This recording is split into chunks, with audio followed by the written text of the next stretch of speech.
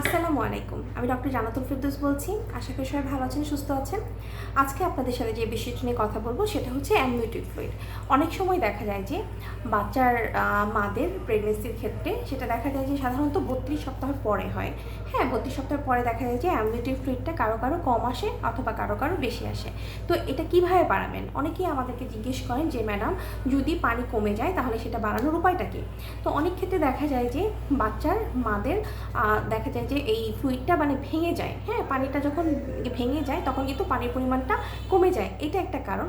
আরেকটা কারণ কি, অ্যামনিওটিক ফ্লুইড কোথা থেকে উৎপন্ন হয় এটা নিয়ে আমি একটা ডিটেলস পরে বলবো, তাহলে অনেক বেশি বড় হয়ে যাবে ভিডিওটা। হ্যাঁ, অ্যামনিওটিক ফ্লুইডের তৈরির কাজটা কিন্তু বাচ্চাও অনেক অংশে করে থাকে। হ্যাঁ, আর একটা জিনিস জেনে অবাক হবেন যে প্রতি 3 ঘন্টা পর পর কিন্তু অ্যামনিওটিক ফ্লুইডটা রিপ্লেস হতে থাকে। হ্যাঁ, পরিবর্তন হতে থাকে। আর মেইনলি অ্যামনিওটিক ফ্লুইড কখন থেকে তৈরি হয়? যখন বাচ্চা মানে একটা যে প্রথমে স্যাক হয়, হ্যাঁ, স্যাকের মধ্যে পরে বাচ্চা ফিটাল পোল আসে, তখনই কিন্তু অ্যামনিওটিক ফ্লুইডটা আস্তে আস্তে তৈরি হওয়া শুরু করে। মানে বাচ্চা কনসেপ্ট করার দেখা যায় যে 12 থেকে 14 দিন পরেই কিন্তু অ্যামনিওটিক ফ্লুইড তৈরি হওয়ার কাজটা শুরু হয়ে যায়। তো বাচ্চাটা কি হয়, অ্যামনিওটিক ফ্লুইডের মধ্যে ভাসে। তো আমরা অনেকেই মনে করি কি যে শুধু পানি খেলেই হয়তো অ্যামনিওটিক ফ্লুইড বাড়বে। পানি খেলেই যে শুধু অ্যামনিওটিক ফ্লুইড বাড়বে এমন কিন্তু না, এই ধারণা কিন্তু সম্পূর্ণ ভুল।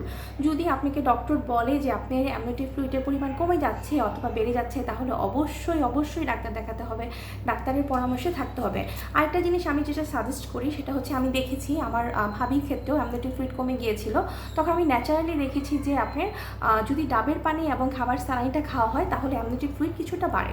ঠিক আছে, তো আপনারা এটা নিজেরা বাড়িতে ট্রাই করতে পারেন যে ডাবের পানি এবং নর্মাল স্যালাইন। আমি আমার পেশেন্টের ক্ষেত্রেও দেখেছি যে এগুলো খাওয়ালে ন্যাচারালি কিছুটা বাড়ে।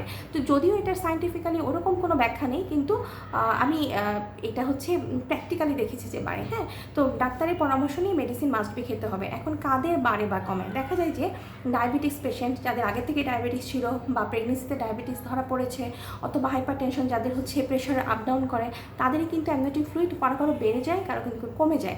দেখা যায় কোনো বাচ্চা, মেইনলি কী হয়, বাচ্চা কিন্তু অ্যামনিওটিক ফ্লুইডটা গিলে ফেলে। হ্যাঁ, তখন কিন্তু বাচ্চার শ্বাস প্রশ্বাস শুরু হয় না।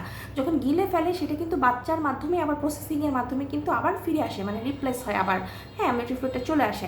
তো কোনো বাচ্চা যখন এটা গিলতে পারে না, সেই সব ক্ষেত্রে বাচ্চার হয়তো বা কিছু ইন্টারনাল প্রবলেম আছে, সেই কারণে বাচ্চা গিলতে পারে না, সেই ক্ষেত্রে দেখা যায় যে অ্যামনিওটিক ফ্লুইডের পরিমাণটা কি হয়, বেড়ে যায়। তো এরকম যদি হয় তাহলেও ডাক্তারের পরামর্শ নিতে হবে।